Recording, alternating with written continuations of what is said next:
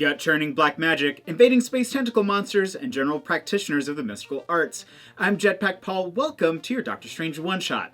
As a heads up, there will be some very magical spoilers, so if you haven't seen the movie and want to go in completely unspoiled, now is your time to ring it out of here.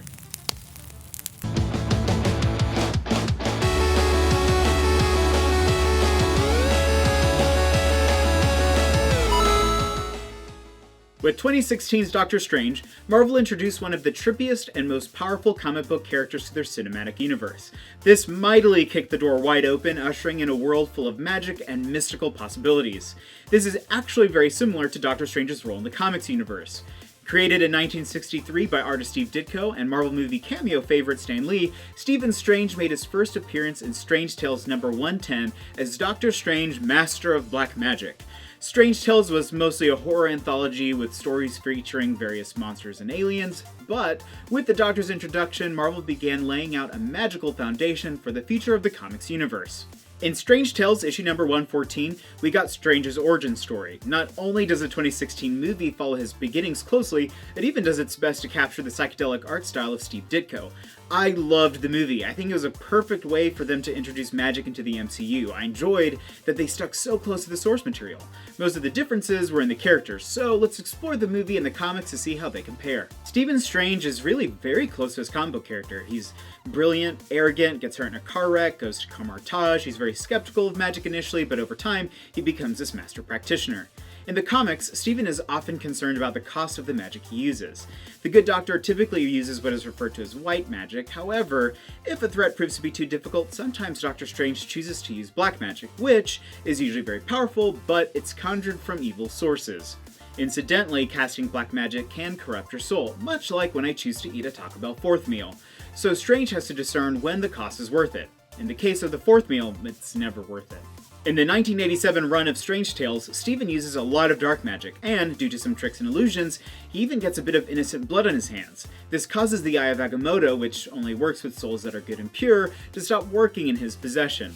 In the latest Doctor Strange comic series by Jason Aaron, we see that not only does black magic cause spiritual and physical problems for the Doctor, it actually physically hurts many of the people around him, just like a Taco Bell fourth meal. And that's a joke, but he does actually say that casting black magic caused him to vomit and have soul-shattering violent diarrhea. When you go up against Strange, you haven't just entered a magic fight, you've joined a battle of wits. If Strange isn't easily winning a battle, it's usually because either something is affecting his magic, or his relics have been taken away or destroyed. But that's really only a minor setback. Not only is Strange trained in martial arts, he's very capable of thinking himself out of difficult situations. This is reminiscent of how he stopped Dormammu. Unlike most Marvel movies, the final battle was won purely through outsmarting the big bad instead of through sheer force. I really hope this becomes a primary trait of his as they incorporate him into the Avengers. In the comics, Christine Palmer serves as the third iteration of a character called the Night Nurse. Actually a general practitioner, she helps superheroes by being their go-to medical professional when they need help. Doctor Strange meets Christine when he gets shot by a silver bullet fired from Hitler's gun. Oh, comics. In the movie, Christine is a peer of Stephen's that he used to have a relationship with. It's unsure if we'll be seeing Rachel McAdams in the role of the Night Nurse for the MCU. One reason we might not is because even though they are separate in story, Netflix uses Rosario Dawson's Claire Temple as a character closer in spirit to who the Night Nurse is in the comics. In the comics, Strange's mentor, the Ancient One, is not a bald Celtic woman, but is in fact an old Tibetan man. All in all, the characters are fairly similar. Having served as a Sorcerer Supreme for a long time, they trained Strange to become a Master Sorcerer. Swinton's version takes a more active role in the battles. She arguably has some of the coolest fights in the movie, but their deaths are also quite different. In the movie, Silius stabs and kills her. In the comics, though Mordo attempts to kill him multiple times, it is in fact Doctor Strange who has to kill the Ancient One. Now, bear with me a second, you see, an extra-dimensional tentacle monster named Shuma-Gorath attempts to invade Earth by entering through the Ancient One's mind. So the Ancient One commands Doctor Strange to destroy the part of his mind that Shuma-Gorath was using. This would trap the monster inside his mind, but it would also destroy the Ancient One's body. But if you thought that that was the last time we were going to see the Ancient One, you would be wrong, my friend. This is comics we're talking about. Much like a Jedi's ghost that can't help but drop in uninvited, the Ancient One's spirit is still around and visits from time to time. With his master dead, this event leads to Strange taking up the mantle of Sorcerer Supreme. At the end of the movie, we see Strange as the head of the New York Sanctum, but I bet we'll be seeing him get promoted in just a couple of movies. Our Beyoncé-loving librarian Wong plays a much bigger role in the comics. From a young boy, he was raised with the purpose of one day being the servant to a sorcerer supreme like many firstborn males in his family lineage. So he accompanies Strange on most of his missions. He cooks, fights, and more. Wong is an excellent martial artist, and though he has done some spells with the help of Doctor Strange, he doesn't actually have magical abilities. It's already announced that Wong will be joining Strange in Infinity War, so perhaps we'll see him fill a role more in line with the comics. When we first meet Baron Mordo in the comics, he's a disciple of the Ancient One who wants to be stronger and more powerful by acquiring dark magic. That's basically as deep as it goes until they start doing crazier things with him much later.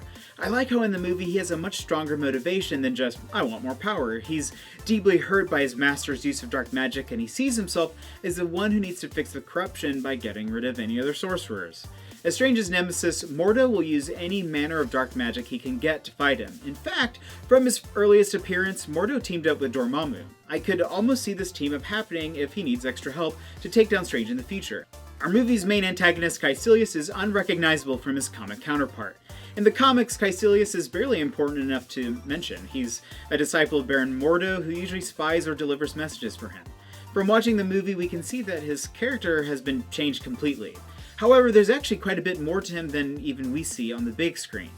Prior to the movie's release, Marvel published 2 prologue comics that reveal a bit more of his backstory. Both his wife and only child die, and after studying at Kamar-Taj, Silius practices magic and hopes to be reunited with them one day. Once he started serving Dormammu, however, his motivations changed to wanting immortality by merging with the Dark Dimension, which exists outside of time. At the end of the movie, it kind of seems like he got what he wanted, so who says villains can't have happy endings? We really didn't see Dormammu enough to warrant talking about him in length, but he is a recurring villain and ruler of the Dark Dimension in the comics. One big change was his appearance. In the comics, he's less of a floaty space head and more of a humanoid monster with a flaming head. I imagine that we have not seen the last of Dormammu, and who knows, maybe the next time he appears, he'll be in his flaming form. Now, beyond the characters, there are some iconic Doctor Strange elements that also received a few changes. Often adorned around the Doctor's neck is the Eye of Agamotto. In the comics, this mystical amulet has almost too many abilities. As a weapon of wisdom, it can reveal disguises and illusions, see past events, track people by their residual psychic auras. It also emits a light that weakens evil monsters, or even those that practice the dark arts. It probes people's minds, generates shields, create portals. It's even been used to levitate the Hulk. As you read through the earlier comics, the Eye of Agamotto is used as a deus ex machina. It seems to just have whatever ability is needed to help save the day. Oh, you need to do the dishes? Well, it'll probably do that too. In the movie, we see the Eye of Agamotto as an instrument to manipulate time. This ability can be assumed to be the result of the Infinity Stone it's housing, most likely the Time Gem. Yes, it is in fact one of the things that Thanos is hunting down. The main question is, will we see the Eye of Agamotto be useless since it's presumed that Thanos will eventually get his hands on all the gems, or will we see it still have some of the abilities from the comics? Another classic relic is Strange's Cloak of Levitation. Yes, it levitates the wearer, but it can also fly at subsonic speeds, even with a couple of passengers. Depending on the writer, this cloak is either just magical fabric that responds to the Doctor's will, or it is actually sentient itself. The movie seems to be taking a page from the latter since we see it guiding Strange and even fighting for him. But wait, there's more. If a full-length cape is not your thing, it can actually take any form Strange wants it to. It has been depicted as a scarf, a belt, and even a business suit, and then transforming back into a cloak when it's levitation time. Now, what can we expect for the future of Doctor Strange? Well, we know that Doctor Strange will be making an appearance in Thor Ragnarok in November alongside our favorite Asgardian and even the Hulk. At this point, it's unsure how big that part will be. There are some rumors that we'll be seeing Strange in Guardians of the Galaxy in May. The Infinity Stone in his possession and his ability to teleport might be key factors in bringing the Guardians to Earth. I think that one of the results from the events of the upcoming Infinity War will be Strange finally taking up the mantle as Sorcerer Supreme. At that point, he will have helped fight Thanos, who's an intergalactic threat, so that seems as good a time as any for a promotion. As for a future solo film, if Mordo isn't the main focus, I could see them introducing the villain Nightmare, though he might be a bit dark for a Marvel movie. Now here's something I'd personally like to see. In the comics, as Sorcerer Supreme, Strange makes friends with most heroes that have true magical abilities.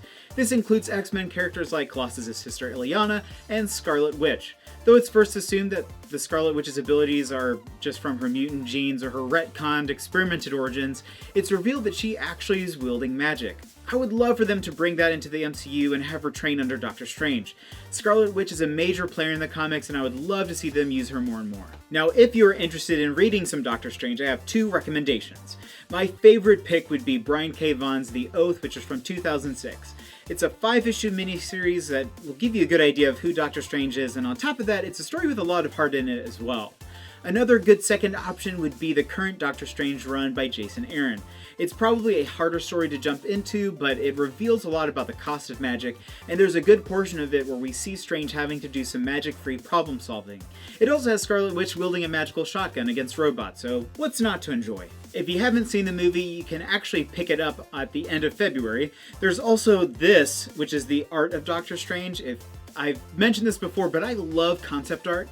And this book is just filled with some great, sometimes trippy artwork, but they just do, it's just so cool. It's so good. I won't go into it, but it's definitely worth picking up. This has been your Doctor Strange one-shot. Thanks for watching. If you like this video, please like, favorite, and subscribe. Do all of the socials. And thanks again for choosing me to be your sidekick into the world of all things nerdy. I'm Jetpackpaul. Until next time, see ya, friends.